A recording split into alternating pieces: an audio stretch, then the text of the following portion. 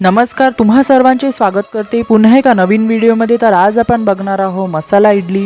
तर सर्वात प्रथम इडलीला आपल्याला छान कट करून घ्यायचं आहे। आता कढई घ्यायची आहे, त्यामध्ये तेल टाकायचं आहे। तेल गरम झाल्यानंतर त्यामध्ये मोहरी, हिंग आणि जिरं घातलेलं आहे। आता त्यामध्ये एक चिरलेला कांदा घालायचा आहे, कढीपत्त्याचे पानं टाकायचे आहे, त्यानंतर चिरलेली लसूण आणि हिरवी मिरची घातलेली आहे।